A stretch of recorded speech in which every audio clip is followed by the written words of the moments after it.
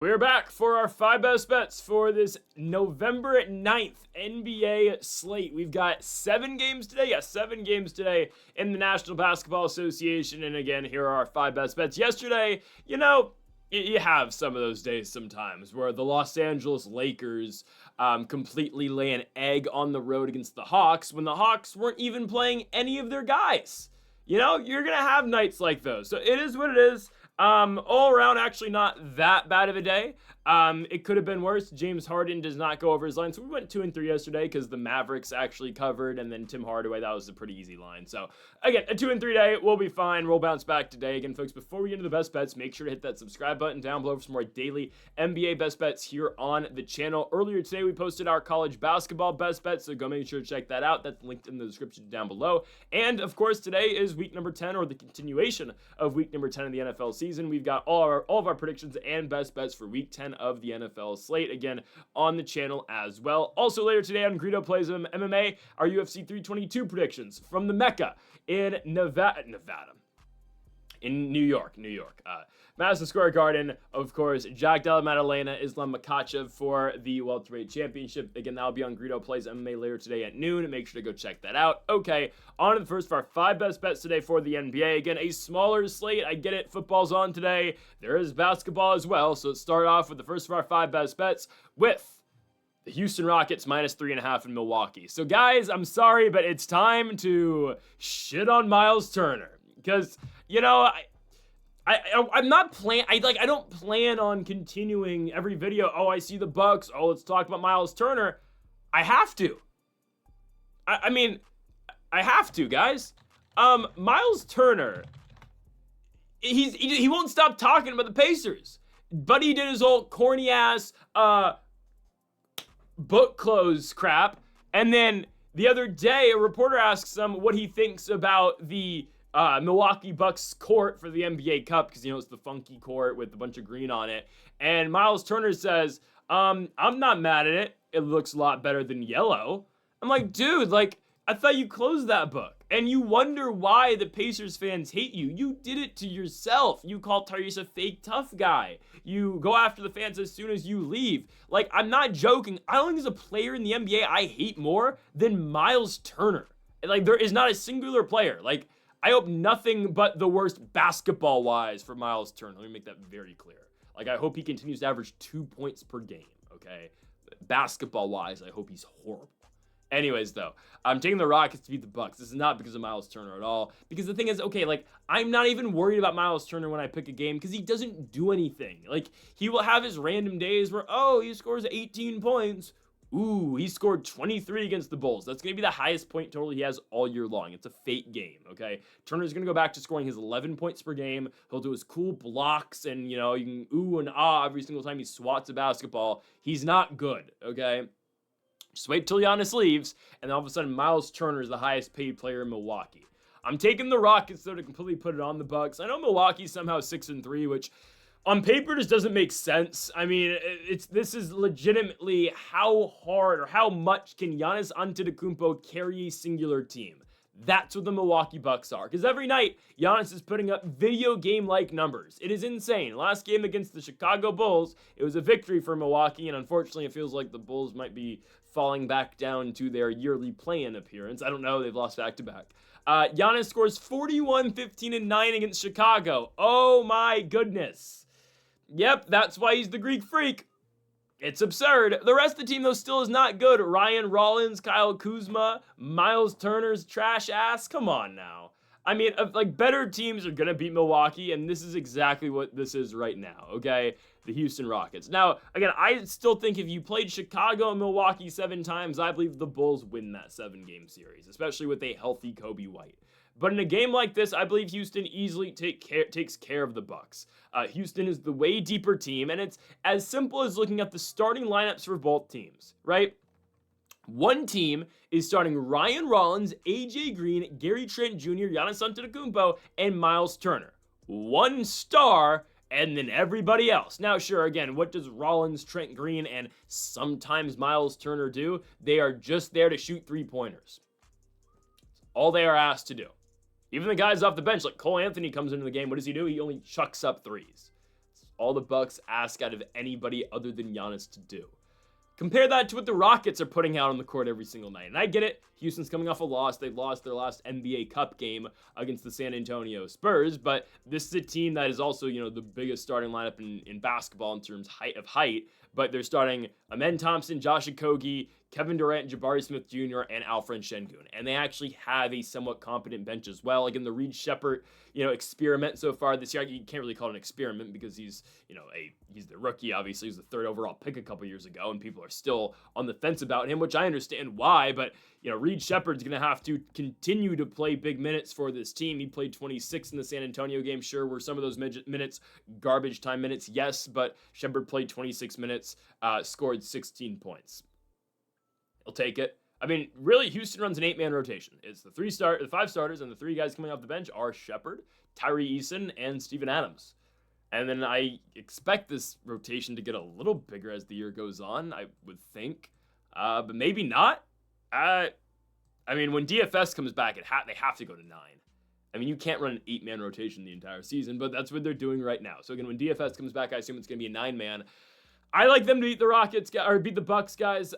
Milwaukee, when they have their nights and when everyone's shooting, they're great. Okay, they needed Miles Turner to score 20-plus points to beat Chicago. Miles Turner's not going to continue to do that. Guys, Miles Turner is going to go from scoring 20 last game. He's going to score under 6 tonight.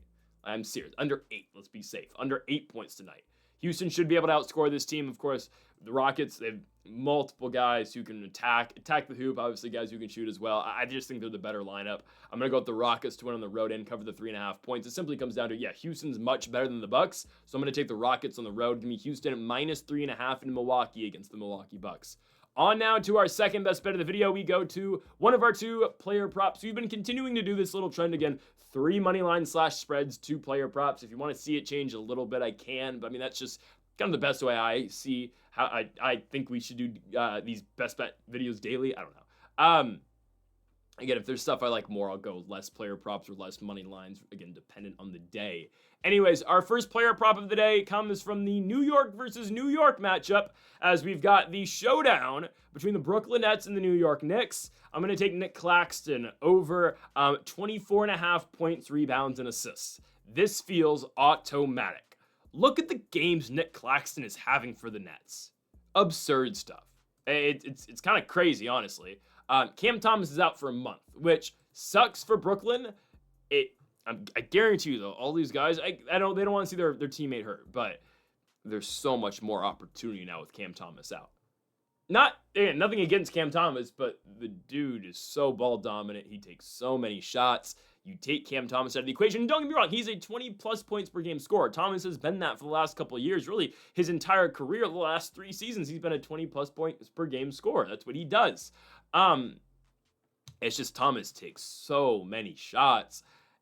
Now what do you have? Brooklyn's going to be starting likely in his place. They got to go Igor Demon, Terrence Mann, Michael Porter Jr., Noah Clowney, and Nick Claxton. Okay, there's a lot of opportunity for Claxton here. Partially, I mean, there goes a lot of offensive rebound opportunities at times. Now, again, I'm joking. Again, Cam Thomas is just a very high volume shooter. But even in games where Thomas was scoring, Claxton's scoring quite a bit, guys. Let's just look at November averages, because now we're at this point in the year where, okay, we're already 10 games in. Now we can look at, how guys are playing on a monthly basis, and, don't want to completely throw out the stats these guys have in October, but now we can really, lock into, okay, what has Nick Claxton done so far in the month? Okay, he's averaged 18 points a game, 8.5 rebounds a game, and 5 assists per game. And his PRA line tonight is 24.5. I mean, that's what I would expect out of his PR line. And sure, I don't think we can expect and continue to expect Nick Claxton to put up, 5 assists per game. But hell, I mean, we can say his floor is 1 or 2. And again, if I'm setting a line for Nick Claxton PR, I think I'm setting it at 25.5. But we get that for PRA. So we get the added bonus of 1 or 2, or hell, on a great night, he had 7 assists against the Minnesota Timberwolves. So we add in the possibility of Claxton getting assists as well. This is a great line for us. Season-long averages for Nick Claxton, 15 points per game, 7 rebounds per game, 3.5 assists per game. We'll round down for the sake of argument here, but that would equate, obviously, to math, 24 PRA per game. Okay, again, he's right there. And he had a game early in the season where he scored 6 points, 3 boards, 3 assists. We're fine here, man. Look at what Claxton's done recently. Look at the minutes Nick Claxton is playing as well. This is not a back-to-back or anything. This is the 4th game of the week for Brooklyn. They played on Monday in a loss to Minnesota. They won their first and only game so far of the season in Indianapolis on Wednesday night, and then they lost to the Detroit Pistons on Friday. But look at the minutes Claxton's getting on a nightly basis.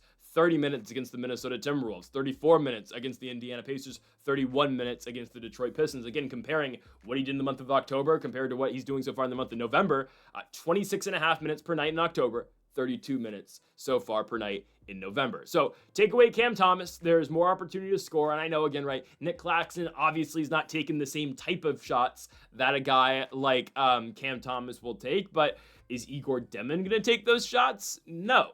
But that's the thing, right? Demon's going to be now in that ball-dominant role. Demon's only started 1 game so far. Obviously, the rookie out of BYU, only 19 years of age. He's not going to be, that guy who's going to put up 14, 15 shots. And that, those type of shot selections that Cam Thomas would normally take, that's out of the equation now. Because Igor Demon's not going to take the volume, obviously, that Thomas does. And really, nobody takes those shots at the volume that Cam Thomas does, which is fine because now, okay, that ball's getting passed around more. This team is getting spread out in terms of shot selection and, just the quality of shots that guys are taking. It's going to be a lot more, there's going to be a lot more shots in general for everybody and more opportunities for a guy like Nick Claxton. So I'd actually expect his points to actually go up here, right? He's taking about 8 shots a game, which a lot of that, of course, is just dunks and whatnot. But Claxton gets hacked quite a bit because, he is such a force inside. Obviously, Claxton has been a major talking point in terms of trade over the last couple of deadlines. But I think this line is fairly low for him, especially with the added assists that he's been getting as well. Only needing him to get 25 should be automatic. Again, in Claxton's last game, he had 25 alone just on points and rebounds. He had 17 points, 8 rebounds, and then again, we get the extra assists as well. He had 2 more assists. That turns into 27 PRA. Again, looking back at their 1 win of the season, the most minutes Claxton's played all year long against the Indiana Pacers, 18 points, 10 rebounds, 6 assists. Obviously, that equates into math, 34 PRA, and that easily clears this line as well. Now, obviously, the Nets are taking on the New York Knicks. If you watched the channel, I don't like the New York Knicks. Not because, I have just a deep hatred for the Knicks in general. They've always screwed us on bets. It's okay. He's going up against Mitchell Robinson, which I get it makes it very difficult, but Robinson's not playing more than 20 minutes. Robinson's minutes have been very limited, and the Knicks are trying to preserve Robinson as much as they can this season. So Robinson's really only playing like 15 minutes per night. And sure, will that make it way more difficult on Claxton to get boards? Probably, because look at the limited minutes Robinson's played this year. Hell, look at his last game against the Minnesota Timberwolves on Wednesday. He plays 16 minutes and he grabs 10 rebounds. That's absurd stuff. However, Claxton's a really good rebounder as well, and it's not like he's going to be faced off against Robinson for the entire game. He's going to get him put in spots where he's matched up with the Karl Anthony Towns, like Gershon Yabusele, and that's where Claxton can dominate while also remaining competitive with the guy like Robinson, who's only going to play limited minutes as well. So I'm perfectly fine with this spot. Let's go Nick Claxton, the starting center for the Brooklyn Nets, over 24.5 points, rebounds, and assists at -115. Feels like a pretty good line. On to our third best bet of the video. We move to a spread pick here down in Orlando, Florida. It is a rematch, and the game that they played, these 2 teams just played on Friday night. They do it yet again. Boston has stuck around.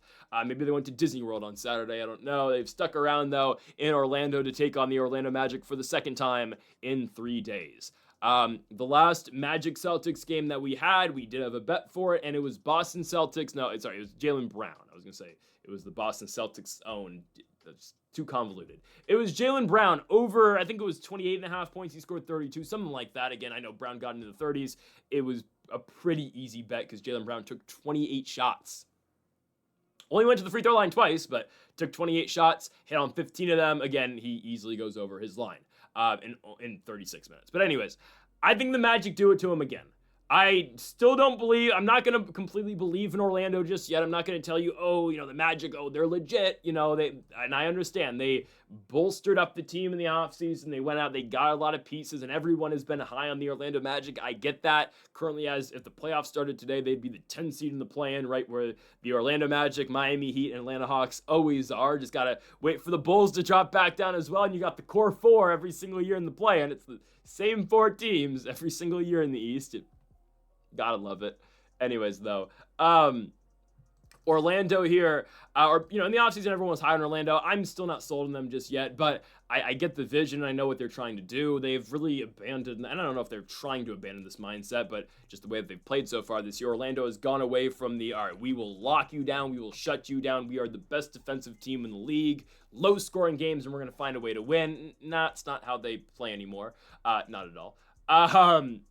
Because Orlando just gets into shootouts now. And they won their last one against the Boston Celtics. Again, final score 123-110 in favor of the Orlando Magic. They got a big day out of that one in that game out of Franz Wagner and Desmond Bane. Paolo Banchero was kind of quiet in that 36 minutes, not points, 36 minutes and 15 points out of the former number 1 overall pick. It's still a pretty deep Orlando team. Anthony Black played 33 minutes off the bench. They're really only playing an 8-man rotation. They have the starters, obviously, right, in Suggs, Bane, Banchero, Wagner, Wendell Carter Jr., Tristan Da Silva's playing off the bench, Goga Bitadze, and obviously Anthony Black's getting 33 minutes. Maybe the rotation expands when Mo Wagner comes back, and Jonathan Isaacs just played very limited and sparsely placed minutes. Is that the right way? I don't know if that's the right word at all. He's played very limited minutes in 2025, if at all, is probably the better way of going about that. Here's the thing. I just saw this game a couple days ago. Why would this one be any different? Orlando wins the game by 13 points. It's an NBA Cup game. Ooh, it just means more. Sure, again, it was a competitive game going into the fourth quarter. It really was. It was a 4-point game going into the fourth, but like every single game played on Friday in the association, it was a double-digit win, and Orlando obviously wins it by 13 points. My problem with Boston, and it's going to remain this way, who else can score? I mean, we know the one guy who can score off the bench is probably Anfernee Simons. Hell, the Celtics had one double-digit scorer off the bench, and that was Simons with 11 points. Other than that, you had 19 minutes and 2 points for Jordan Walsh. You had 13 minutes and 2 points for Luka Garza, and 21 minutes and 3 points for Sam Hauser. We know the starters can score. Hell, we know 3 of the starters can easily score. That's Jaylen Brown, obviously, with 32 points in 36 minutes. That's Peyton Pritchard, the former 6th man of the year, 27 points in 32 minutes. Derek White, former All-Star, close to being All-Star. Did Derek White ever get in the All-Star game? No, he was very close to getting the All-Star game. But anyways, Derek White scored 16 points. But again, we know the 3-point shooting out of White. We know what he can do at his best. And then they're starting Minot and then Neemias Queta right now. But obviously, those guys really are not put on the court to score. Minot can take his 3-pointers and hit his 3-pointers when needed. Actually scored 21 points the other night against the Washington Wizards. But anyways, you know what the Celtics are. Again, it's those 3 guys. It's Brown, it's White, it's Pritchard, and then it's everybody else. And that's the problem I still have with Boston, what happens when they go to their bench unit. And that's why they are playing White so much. They are playing Brown and Pritchard because they need a somewhat capable and competent scorer on the court at all times. Orlando, they don't really pride themselves on being as deep anymore because, again, they just shifted their whole mindset. Like, you can't really play Jonathan Isaac 20 minutes a night anymore if you're going to just go out there and just, start running with teams all night long, which is fine. Orlando's been okay at this so far. They're 4-5. I think they're going to beat Boston. Guys, it's as simple as who can outscore the other. I believe it's the Orlando Magic. Yes, Boston's going to win at points because of how good their starting lineup is. Well, because of how good of scorers their 3 guys are in their starting lineup. But it is very bleak beyond just those guys. Orlando, even though they don't play with the most depth anymore, I still like what we get out of Anthony Black and his big minutes, obviously. Tristan Da Silva, Goga Bitadze, obviously coming in for the 5 spot for Wendell Carter Jr. I think Orlando wins. The line here is 3.5 points. It was a game that was just played a couple nights ago in Orlando, and the Magic won the game by double digits. They won it by, 13 or 14 points. I'm going to take the Magic here to win by at least 4 at home. Boston, again, we've always known it's going to be an uphill climb for them this year. I don't know if they're going to be like in that spot with Indiana this year of teams that have just been kind of forced to tank this season, especially the Pacers. I didn't see it entirely going that way for them. But anyways, right, teams that have been forced in that kind of tank role because of their injuries. We'll see what happens to Boston. I know there's still optimism around potentially Jason Tatum coming back. But anyways, I'm going to go with Orlando minus 3.5 at home against the Boston Celtics. On to our 4th best bet of the video, we go to our 2nd player prop of the day. It's a lot of points, I understand, but let's do it. Cade Cunningham over 28.5 points for Cade on the road in Philadelphia. Guys, I expect a lot of points here, and that's why we're doing it ultimately. I expect a bunch of points in this game. I look at every single game that the Philadelphia 76ers have played this season, and I look at the games Cade Cunningham's been playing recently himself, and it just screams points to me. Detroit's been playing good basketball this season. They're 7-2. They've got 2 losses, one at home against the Cleveland Cavaliers, the other one on the road against Josh Giddey and the Chicago Bulls. The Philadelphia 76ers are 6-3. Losses are Boston, Chicago, and Cleveland. They are coming off a victory in their last game, though, against the Toronto Raptors. That was, again, just last night. Tyrese Maxey dropped 31. That's partially, again, why I think Cunningham is going to have such a big day. Now, Detroit did not play yesterday. They played Brooklyn on Friday in their NBA Cup game, and they went to the Barclays Center and took care of business. But again, Detroit's not coming off a back-to-back. Philadelphia is. First of all, again, there's tired legs running for Philadelphia tonight. They had to play, they had to play their starters their normal amount. It's not like they were blowing out Toronto, how they fell behind early, ended up tying it basically at halftime and ran away with it in the second half. But Philadelphia wins the game by 10 points in a very high-scoring affair, 130-120. And again, yes, tired legs is going to be a theme in this game. Back-to-back for Philadelphia is going to be a theme in this game. The other thing, too, Philadelphia's games are always high-scoring. Look at their point total so far this year. 130-120 victory against the Toronto Raptors. 132-121 loss against the Chicago Bulls. Against the Cleveland Cavaliers. The Bulls game a little different. Chicago made a big comeback. Really could not score early in the game. The Bulls played good defense late. I'm not going to count that. 129-105 victory over the Brooklyn Nets. 139-134 victory over the Washington Wizards. 136-124 victory over the Orlando Magic. All of these games from Philadelphia are high scoring. And sure, you get a very great effort every single night at Tyrese Maxey and VJ Edgecombe. Usually those are the two best scorers for this team. We know Jared McCain is kind of back, but I don't know what's happening with Jared McCain. I'll be honest with you. I've not been too tapped into the McCain situation. I know he played against the Bulls and he has not played since. Is he injured again? I don't know what's going on with Jared McCain. I know, again, they don't want to rush him back and he's only a second-year guy. But regardless, and I know Philly still got their fair share of injuries with Paul George. But anyways, though, we know that Philly's going to score. They're going to push a pace with Edgecombe, with Maxey, hell, and Oubre. They're still playing those guys a million minutes tonight. Hell, they're still playing. They played Trenton Watford 37 minutes against Toronto. And it's kind of crazy because how well can Maxey play tonight? Maxey dropped 31 points in 43 minutes yesterday for Philadelphia, which is great, but now you got to play a second night of a back-to-back. And I get it fresh, young legs with him and Edgecombe and Watford, and we'll see what Joel Embiid does. Embiid had a pretty good game against Toronto. Again, they're still trying to limit his minutes, 26 minutes and 29 points in that outing. Watford, by the way, 37 minutes, 20 points, 17 boards, 10 assists, crazy triple and double night out of him. But I think, again, with these tired legs for Philadelphia, that creates a lot for Cade Cunningham. Cunningham, who is one of the best scorers in the sport, and look at the last 3 games Cade has played. He's averaging 30 points per game so far in November, but his last 3 games in the United States, because he played a game in Mexico, okay? But since coming back from Mexico in Memphis, 39 minutes and 33 points for Cade Cunningham on 20 shots. Against the Utah Jazz, 37 minutes, 28 shots, 31 points. Against the Brooklyn Nets, 34 points on 33 minutes and 18 shots. Again, Cunningham is going to he's going to get a lot of output, he's going to get a lot of volume, and Cunningham is going to be able to score. This is obviously the guy for the Detroit Pistons. He is by far the star, the all-star, their superstar, we can now say. And Cunningham has led the Pistons in points every single night so far this year, except for that one game in Mexico where, oddly enough, Jalen Duren led them in points with 33 in their big victory, or come from behind victory against those lowly Dallas Mavericks. But again, shout out to Dallas for getting it done for us yesterday on the road in DC. I think Cunningham's going to be fine today. Again, a big factor is how the hell is Philly going to guard him? I get it. Maxey's young, Edgecombe's young, and they'll be fine running in a back-to-back, but at some point you think second half, these guys are winded, they've played 6 quarters in less than 24 hours, and you got a guy in Cade Cunningham who is pressing them and pushing every single possession.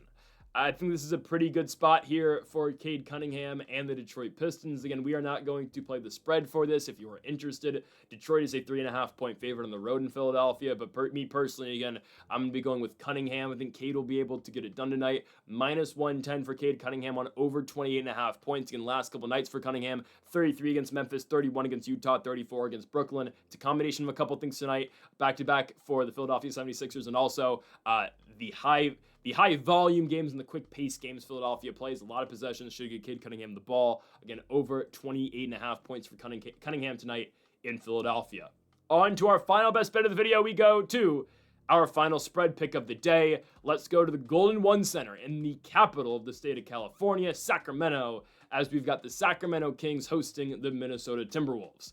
I'm going Sacramento plus 5.5. I know.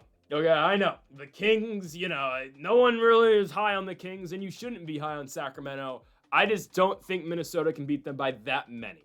Are the Kings a weird lineup? Sure.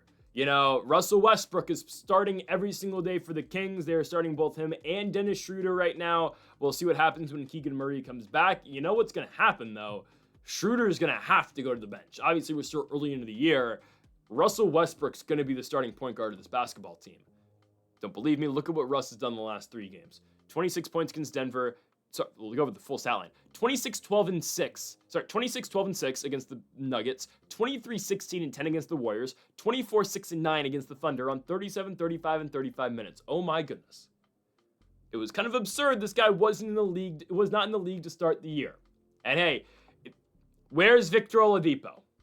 Just going to put that out there. I know potentially Oladipo is going to, or I think he's officially in. Yeah, he is in the G League player pool. Why haven't the Indiana Pacers signed Victor Oladipo? Okay. Why is he not with the Noblesville Boom, I think they're called now? Not the Fort Wayne Mad Ants. Why isn't Oladipo in the league? That's all I'm going to say. Anyways, though, I think, again, some teams are just too quick to give up on vets like that and former All-Stars. And sure, Westbrook, former MVP. Like, why wasn't Westbrook on a roster until 5 days before the NBA season? It's absurd. Anyways, Schroeder's going to have to move to the bench when Keegan comes back. But again, for now, right, no Keegan Murray, so they're starting Schroeder, Russell Westbrook, Zach LaVine, DeMar DeRozan at the 4, and Domantas Sabonis. Now, Sabonis is questionable tonight. He's got that rib injury. If Sabonis doesn't play, obviously it'll be Drew Eubanks in the 5 spot. Ooh, great. I just don't think Minnesota is able to go on the road and beat them by more than 6 points, more than 5 points. I think Minnesota probably wins, but again, I'm not here to pick that, and that honestly just doesn't apply to us today. The Timberwolves are 5-4. Obviously, they dealt with the Anthony Edwards injury at the beginning of the season, suffered that in the Indiana Pacers game. Obviously, Ant is back now, and they're back to their starting lineup of DiVincenzo, Edwards, McDaniels, Randall, Gobert. Obviously, Conley moves to the bench with Edwards back in the lineup every single day.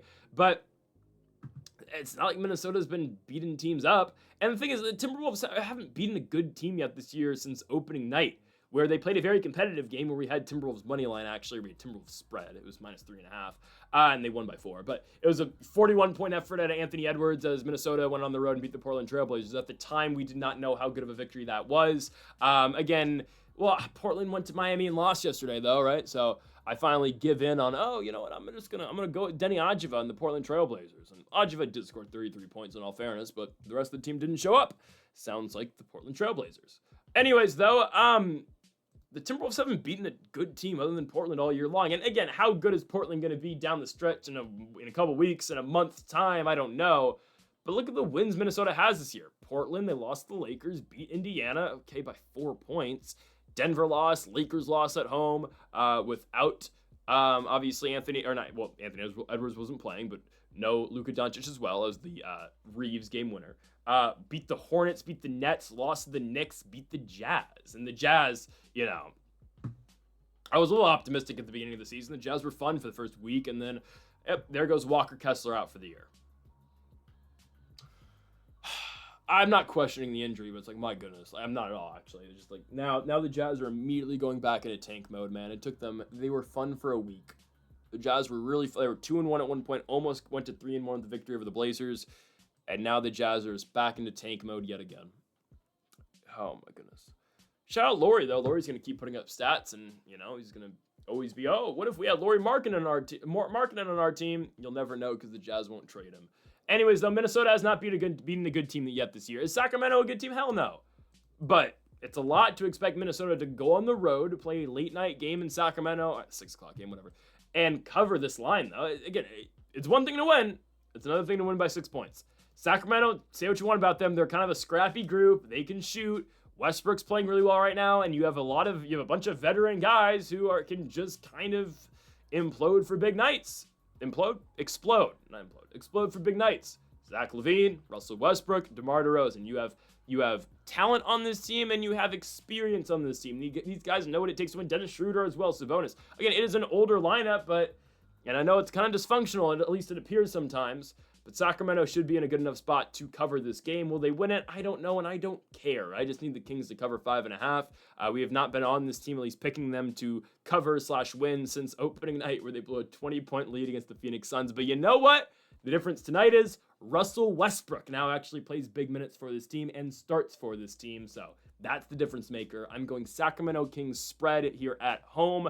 5.5-point dogs at home. I'm going to take that. Give me Sacramento plus 5.5 again against Ant and the Minnesota Timberwolves. Folks, thank y'all for watching our best bets for Sunday, November 9th here with the NBA. If you have not yet, though, make sure to hit that subscribe button down below for more. Make sure to leave a like if you did enjoy the video. Make sure to comment if you do disagree with any of the picks. We'll be back tomorrow for more daily NBA best bets. Folks, thank y'all for watching, and Mamba forever.